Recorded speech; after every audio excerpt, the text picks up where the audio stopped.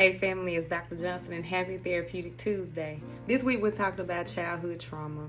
Many of us have that, whether we were neglected as a child, we were sexually abused, physically abused, death of a parent with mental illness that was not treated.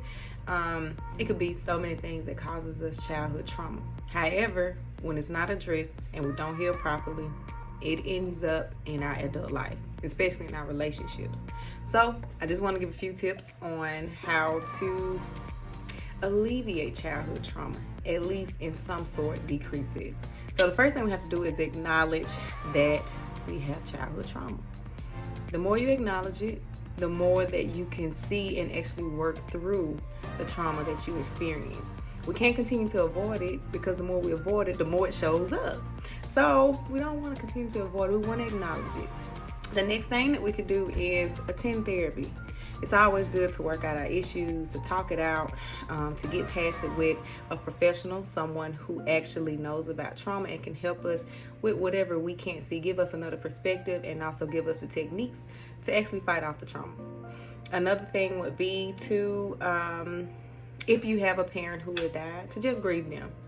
Remember the good and the bad, work through the process, because some of us hold on to those who have gone in our lives.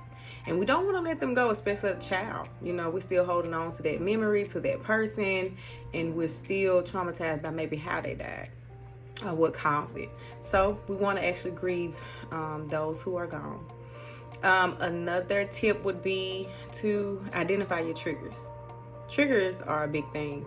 Anything that gets you in that moment, like, oh, I'm going back. Or this is that moment that this is about to happen. When that happens, this happens. I'm trying to explain the best I know how and break it down. But a trigger is something that causes that response to come back. We have to identify the trigger, because if not, we're going to continue to react to that trigger, and guess what? We're just keeping that cycle going. It's time to break the cycle. The more you respond to the trigger, the more you reenact that response. And we don't want to keep doing that. So if we know our triggers, we know how to go against it. And another thing is to help the generation that come behind us. Of course, we may have childhood trauma, and it's in our adult life. But guess what?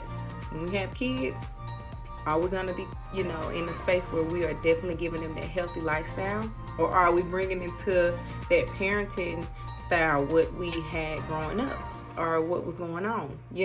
So we want to make sure that we build up the next generation in a positive and healthy way. We want to fix ourselves and let it go. Letting it go is the last thing. It's not easy. I'm not going to lie and say it's an easy process, but it's worth going through the process. It's worth doing the work. So we want to alleviate childhood trauma, and we want to grow as healthy adults and have healthy relationships and actually give healthiness to the generation to come after. So I hope these tips help. It's just a few. So many more out there, but just a few. And make sure, if you are dealing with this, to seek a professional today. Therapy is a great tool. It's something that all of us need in our lives.